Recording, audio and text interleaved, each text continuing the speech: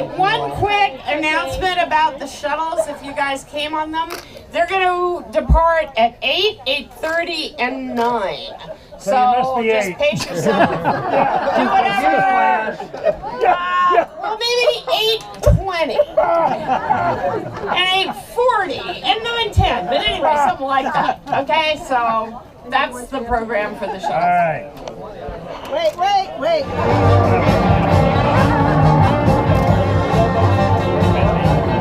10 years ago, I didn't remember I cut the cake. Happy birthday to you. Happy birthday to you. Happy birthday, dear Randy. Happy birthday to you. Each one's 10 years. That's a red velvet. Oh, what kind of cake do you have? Red velvet. Yeah. Not blue velvet. Blue velvet. That was a movie. That was a movie. It's a porno movie. Well, okay. I guess you have to cut the first piece. All right. So while Randy's cutting the cake, Black and white stripe. can we trust him with that knife? Wow. Must be a tough cake to go to Boone store. All right. So while Randy's cutting the cake, There with him. I've been waiting for somebody else to step up to the mic tonight, but I guess I'm going to have to be the first one to start. And I'm sure there's other people that have stories they want to share and some thoughts on mind. I'm just going to launch in here. I have some prepared stories, a couple of things, and the whole goal here is to strike a balance between roasting and honoring Randy tonight. So here we go. Randy and I go way back, 37 years, actually. So I did some math. I figured out that's about 70% of my life, 90% of my aggravation. Okay. Anybody who knows and has worked with Randy knows that he's checking my calculation right now in his head. But seriously, there is a lot of water under the bridge, and there's a bit of wine and tequila too. So a little background and a couple of stories, and then you guys can get on. Randy crashed into Debbie, also known as Mom, and our family in 1978. It was violent. You've seen those videos where the crash test dummies fly through the windshield? Yeah, that was pretty much it. Changes came quickly. My brothers were young. I was a moody high school stoner with an electric guitar and a running problem. Mom went from a Ford Country Squire station wagon to an Alfa Romeo GT6. GTV6. She loved it. She looked good in it too. And before I continue, I think Mom needs a shout out right now.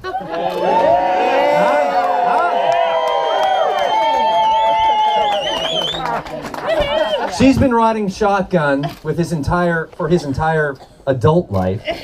Whatever that is. She's the navigation and stability control systems, sometimes the fuel cutoff switch.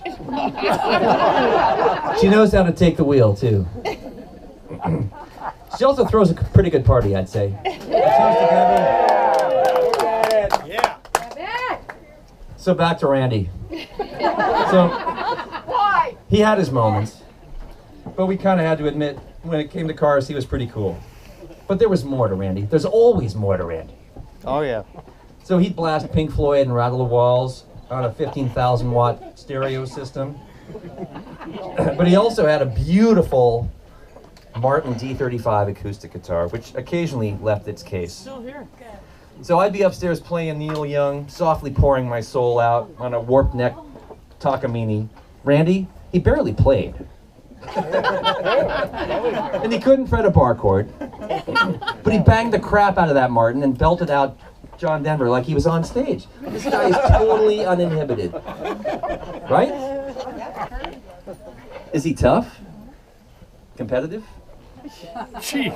We went on a bike ride a couple of years ago, and as always, Randy's sole goal was to beat me. Didn't happen. Coming back, sucking my wheel in the headwind, he crashed. Pretty hard. He waved me on and said, nah, I'll be all right. I knew he was hurt, so I raced back to get the car. 10 minutes later, he shows up on my back wheel again. I couldn't believe this guy. So then we get back to the house, and over dinner and some killer wine, he says, I could have taken you, Dad. It's a classic, Randy. I couldn't imagine then that Randy would become the sometimes crazy but always fun and generous grandfather that our kids know and love. I couldn't imagine I'd be partners with this guy in a wildly successful business, for which I'm extremely grateful and proud. Our first business trip together was in Texas over 15 years ago. Kevin is in the crowd tonight. And actually, he's the guy that stood up and made this statement. One night after some drinks and laughs, a friend stands up and yells, Randy sucks the marrow from the bone of life.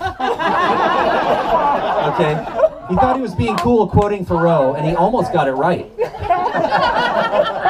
As far as Thoreau is concerned. As far as Randy's concerned, he nailed it. He might not be 5'10", like his bio once claimed, but he is larger than life. You know, you guys, everyone here knows, Randy's passion for living, his pursuit of excellence, his irrepressible spirit are unmatched. At 70, he's got more game than most people 30 years old. Yeah. That's true. He's still driving in the fast lane, maybe taking a little more time to enjoy the view now. And that view includes all of you here, sharing this epic moment with him tonight. Come on up here.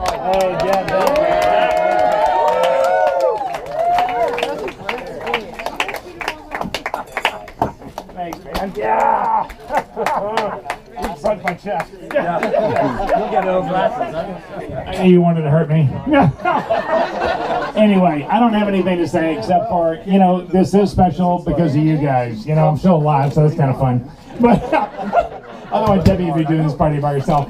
But, you know, you guys all are special people to me, and it makes, you know, still being alive at 70 pretty special. And I hope you're around next year. I don't know if I'm going to make it to 80, but if I do, Debbie says she's not going to throw a party like this, so enjoy yourself tonight. I love you. Thank you. Thank you. Awesome.